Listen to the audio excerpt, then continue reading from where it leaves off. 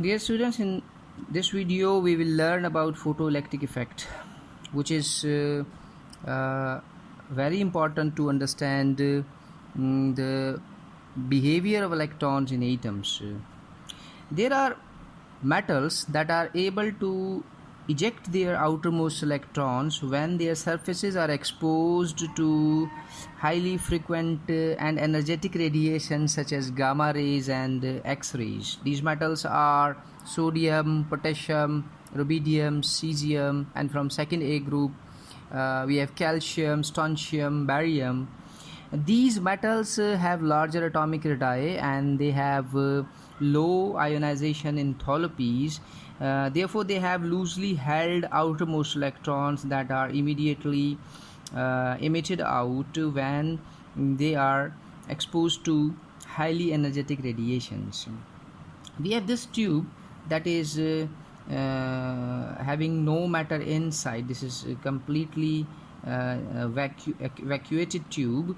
It has two metal plates at both ends. This is metal surface which is being exposed to electromagnetic radiation, and this is also a metallic surface which is actually anode, and this is actually the surface which captures the ejected electrons and it produces electric current, which shows us, this is current meter. This current meter shows us the magnitude, the amount of electrons being captured by this surface. This is the source of voltage. What happens actually is,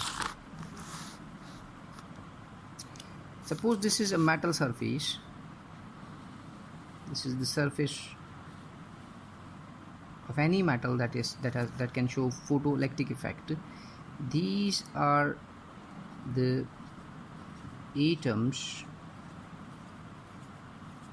of the metal that have loosely held electrons. These electrons are loosely held. So when this surface is hit by the light of certain frequency, these electrons are ejected.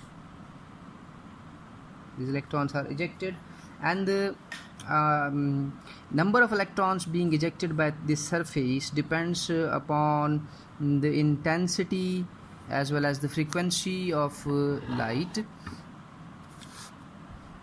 According to Einstein, the energy of this radiation, this is a photon, in fact, because we know that a beam of light is actually the beam of photons of certain frequency.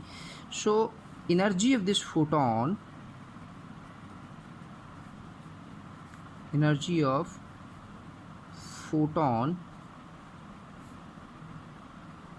should be equal to threshold energy. This threshold energy is actually, it can be defined as the minimum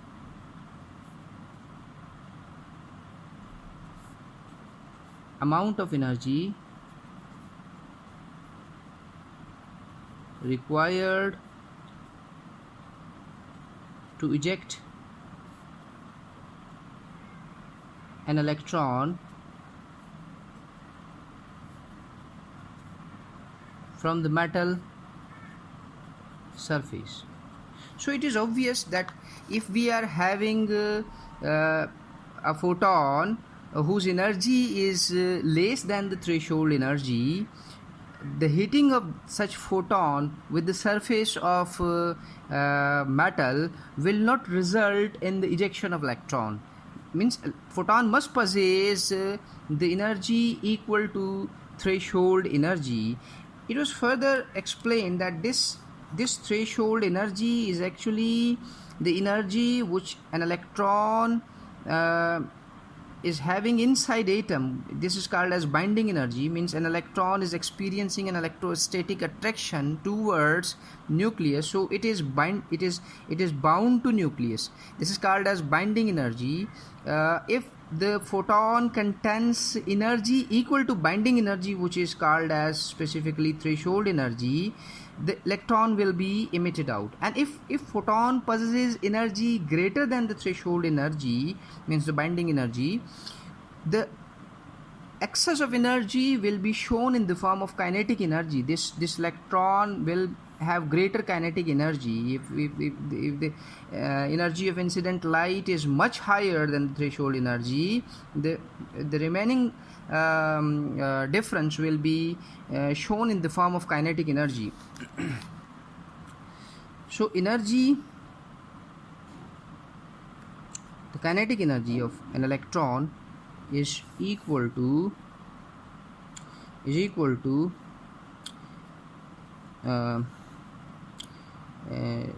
energy of incident photon minus binding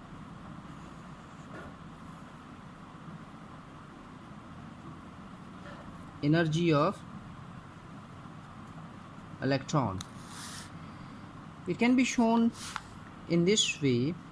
Suppose this is the energy of photon, and this is the energy binding energy. This difference in energy means the remaining energy will be the kinetic energy of electron.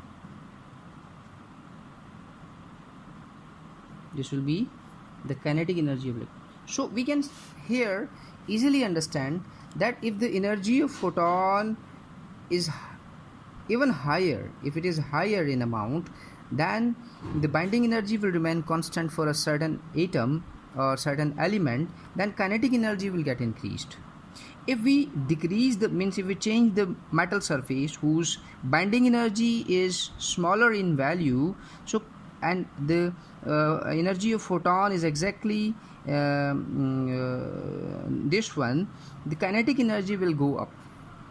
This simple relationship actually tells us very important fact about atom, that different atoms have different binding energies, which means that their electrons are held in atoms or they are attracted towards their nuclei with different force.